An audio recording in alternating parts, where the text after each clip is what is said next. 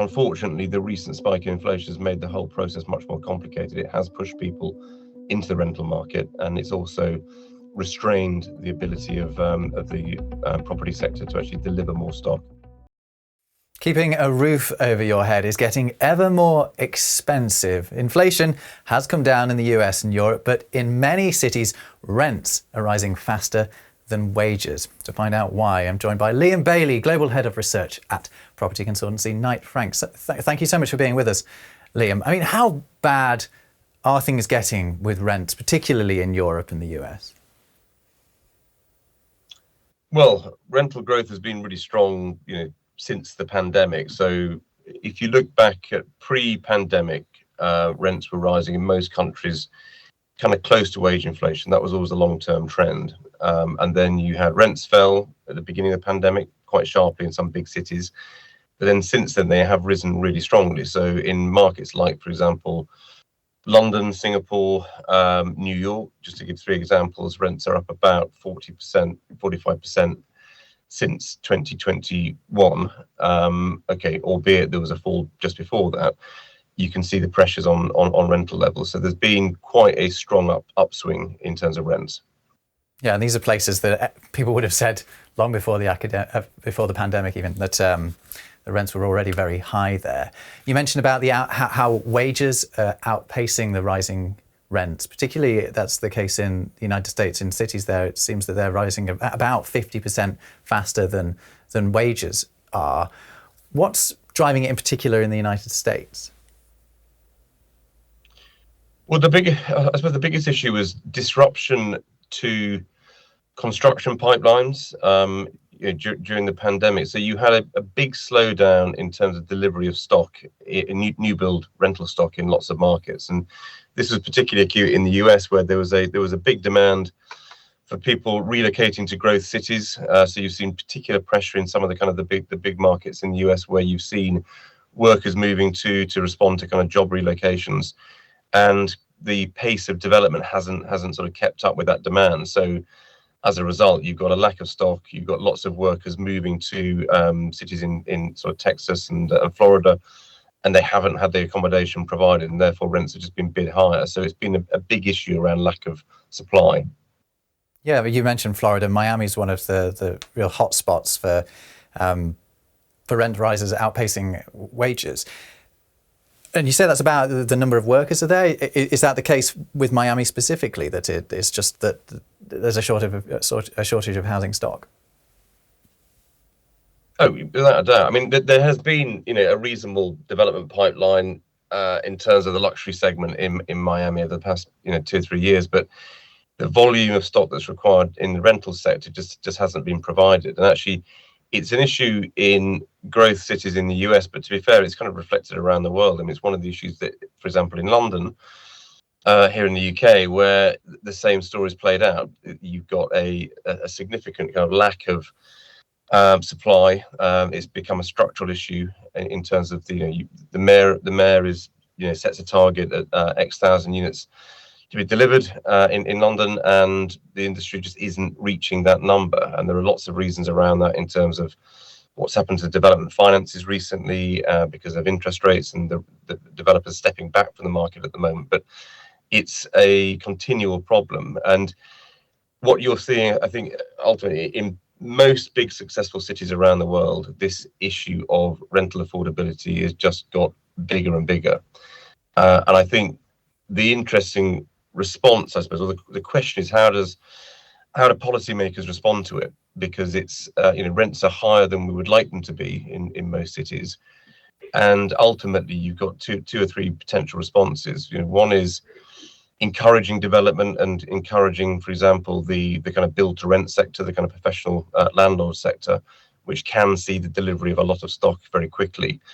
And the other one, unfortunately, is rent caps, which every time that they're trialed, they tend to be a negative into actually worsening the situation. There's a rent break enforced here in Germany, but it doesn't seem to be making the difference that anyone had hoped. Rents here in Berlin continue to rise. We've had protests here just in the past week. Why do these measures appear not to be working?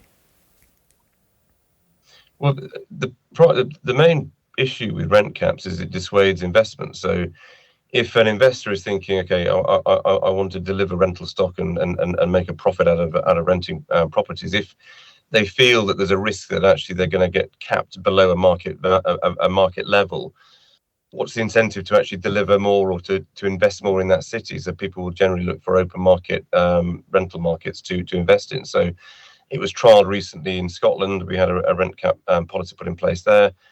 It didn't work. You end up with a kind of worse situation because you see people leaving the market in terms of landlords. You don't see new investment, and ultimately those people who are able to access kind of rent control properties are in a great position, but then they're incentivized never to move, because if you've locked in a very low rent in a rent controlled building or a controlled property, then that probably never gets recycled. It never comes back into the market. So ultimately, this is a question around supply and demand, and there is, this is a success in a sense that popular cities, growth cities, are very popular with younger workers. They want to be near where jobs and their networks and so on. So that's great. That points to the success of a city like Berlin or London or wherever. But what comes with that, obviously, is a need then for policymakers to respond, to allow for development. You have to permit the growth of a city to accommodate those workers. And we kind of know for lots of reasons, planning systems can be quite slow to respond, and the development sector therefore can actually be quite slow to respond. And the outcome of that is rents rise very strongly. So it's really thinking through how do you encourage development and actually the ability of the development sector to meet that demand. Are there any success stories from these approaches? I mean, are there cities that have successfully managed to put a pause on the rents rises? In terms of successful cities, places where people really want to be based, then I think it's a constant struggle. I mean, I'm just looking, we do a quarterly summary of global rental values, and pretty much every city we've covered over the past 2 or 3 years has seen very strong growth. There are some markets which have gone backwards. So recently, Singapore has seen rents fall backwards, but some of that is around the fact that they've had an increase in stock in the market. So actually, I guess the success stories in terms of controlling rental growth, really it comes down to those cities who actually are permitting development to come into play. We should talk about current trends that are being driven to some extent by inflation, and also by the acts of central banks to raise interest rates and therefore drive people away from purchasing and back into renting. How much is it in the hands of central banks to tackle what's going on with renters? Well, you're right. I suppose there are those other consequences of rate rises, and as you mentioned, lots of would-be buyers of property are priced out of the market at the moment because obviously rates are high right now. But at the same time, you have this other effect, which is it makes development finance more expensive. So actually, the ability to deliver stock becomes more complicated than it was. So it's, I mean, as you say, how much control do central banks have right now? Not very much. They're fighting inflation very carefully, and they're only moving lower on rates, when they feel confident to do so. But it's, yes, unfortunately, the recent spike in inflation has made the whole process much more complicated. It has pushed people into the rental market, and it's also restrained the ability of the property sector to actually deliver more stock. So is the problem particularly acute at the moment, particularly when you compare how purchase prices for property and rent prices compare? I think the position for say a would-be first-time buyer right now, who is then forced into the rental sector because they haven't got sufficient deposit or they can't afford the current mortgage rates. Yes, it's become a very difficult situation, and I think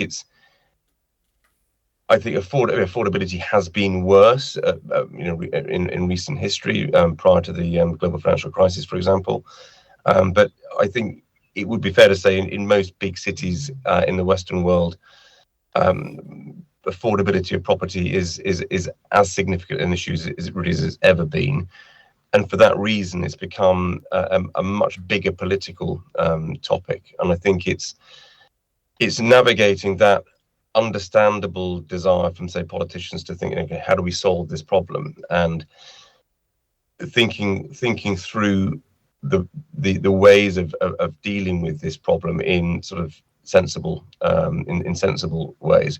It was interesting. So we obviously there's the general election campaign happening right here in the UK right now, and the Labour Party had a review or a sort of policy proposal discussing the potential of rent caps, and it was made very clear that it's not party policy at the moment, but I think just raising the potential that this could be an area of interest in terms of policy, you begin to unnerve, I suppose, the development and the investment sector, which you kind of need to keep on side if you've got any hope to help to solve this problem. For example, if you look at the US, there is a significant amount of delivery of rental stock in the US, which is professional landlords owned by institutions, etc. And it means that you have a big volume of delivery of rental stock. And in lots of other markets, that hasn't been the case traditionally.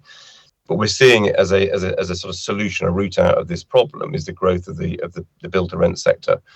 The multifamily sector, because it is a way actually of bringing more capital into the market and actually delivering real estate at volume, and actually helping to solve this problem. And for example, we've noted in the UK, this is a very kind of embryonic sector still. It's grown rapidly in the last 10 years, but you are beginning to see the impact of the build-to-rent sector on certain cities and in certain markets. So, for example, I wouldn't say that rents are affordable, or I don't think you haven't solved the problem in a city like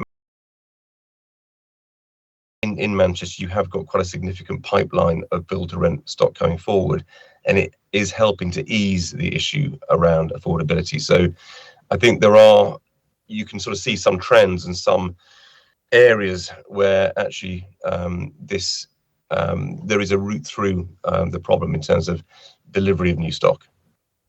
It feels a little unstoppable, the increases in rents. It feels like they're only ever trending up. And I suppose they are, by their nature, only ever really trending upwards. It's very rare that someone cuts rent. But, I mean, are there any reasons for renters to be optimistic, people who are looking to rent in the long term?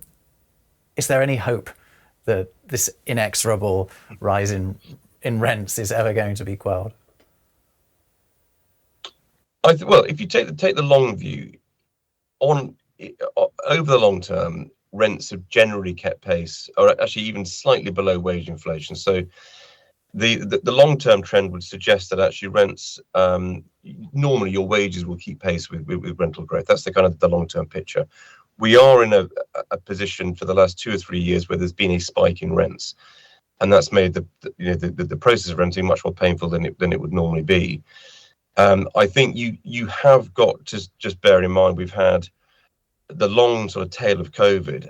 It had a big impact in terms of construction volumes and delivery of accommodation. It also disrupted where workers wanted to be based and how people were basing their lives in different locations. So you did see some quite big structural shifts in rental growth, and there was some big delays in terms of international migration and movements of people into different countries. And one market that's quite interesting is Australia. So right now, rents in Sydney are rising by around sort of 15-16% per annum. It's a very strong market, but the reason for that is because you had 2 years during COVID when migration into Australia was pretty much stopped. As soon as the restrictions were lifted and you saw a resumption of inward migration, you saw a huge spike in demand in Sydney, Melbourne, and the other sort of key cities in Australia, and that fed straight through into rental growth. but that process is likely to be a one-off, and it will begin to dissipate over the next couple of years. So I don't think the levels of rental growth we've seen recently are beginning to slow. In fact, our latest survey points to quite a notable slowdown actually in terms of annual growth on average across the cities that we cover. So I think renters can be hopeful that we will eventually move back to that pattern where rents are generally keeping pace with wage inflation. Okay, Liam Bailey from Knight Frank, thank you so much for bringing us your analysis on this. Thank you.